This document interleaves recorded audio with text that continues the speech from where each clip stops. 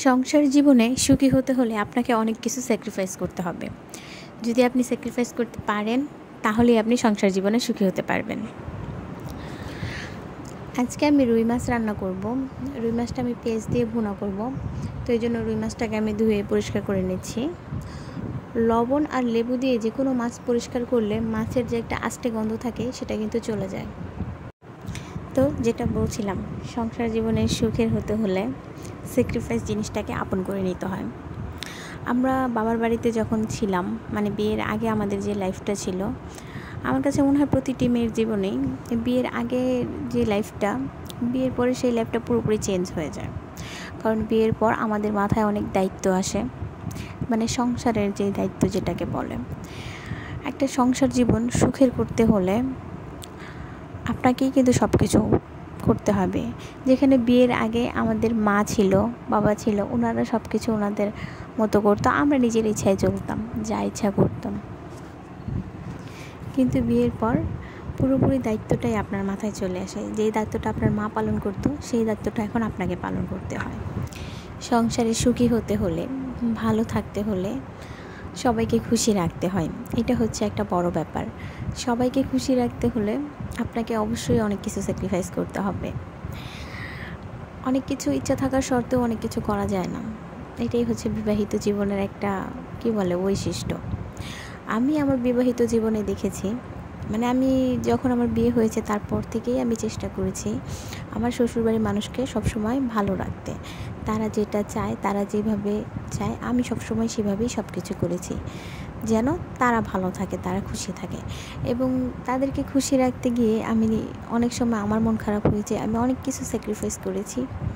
কিন্তু তারপর দিন শেষে দেখা যায় কি, আপনি কিন্তু সবার কাছে ভালো হবেন। এই যে স্যাক্রিফাইসটা আপনি করলেন, এই স্যাক্রিফাইসের ফলস্বরূপ আপনার আত্মীয় স্বজন, মানে আপনার শ্বশুরবাড়ির আত্মীয় স্বজন, আপনার শ্বশুর শাশুড়ি সবাই বলবে যে আপনি অনেক ভালো।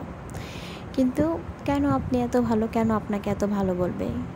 একটাই ব্যাপার, আপনি সব কিছু মন দিয়ে করেন, সংসারের সব কাজ আপনি মনোযোগ সহকারে করেন, সবার দিকে আপনি খেয়াল রাখেন, এই জন্যই কিন্তু আপনাকে সবাই ভালো বলবে। তো এখানেই কিন্তু আসলে মূল থিমটাই হচ্ছে স্যাক্রিফাইস।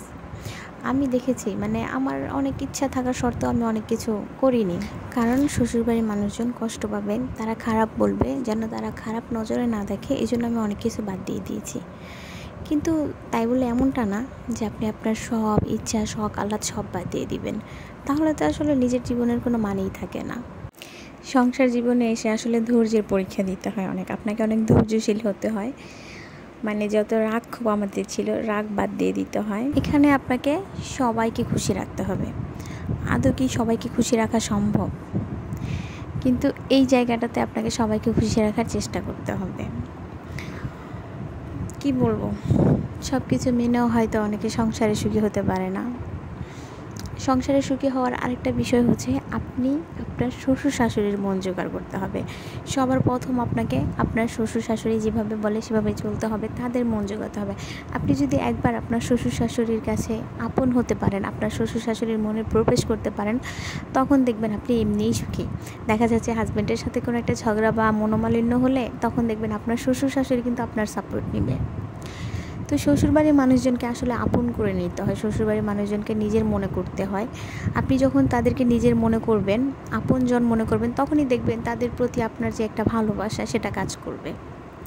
আপনি যখন তাদেরকে ভালোবাসা দিবেন, তাদের মন মতো চলবেন, দেখবেন আপনিও কিন্তু বিপরীতে তাদের কাছ থেকে ঠিক সেই পরিমাণ ভালোবাসাই পাবেন। একটা কথা আছে না, ইট মারলে পাটকেল খেতে হয়। তা আপনি ইট মারতে যাবেনও না, আর পাটকেলও আপনাকে খেতে হবে না। আপনি ভালোবাসা দিলে সেই ভালোবাসাটাই আপনি ফেরত পাবেন।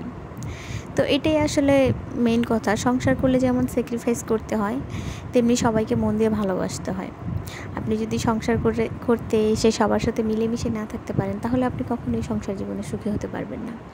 আপনার সংসার জীবনে সুখী হতে হলে সবার সাথে মিলেমিশে থাকতে হবে, আর কিছু কিছু বিষয় তো স্যাক্রিফাইস অবশ্যই করতে হবে, তাহলেই তো সংসার জীবনটা সুন্দর হবে, সুখের হবে। তো এই তো আমার রান্নাটা প্রায় শেষের দিকে এসে গেছে।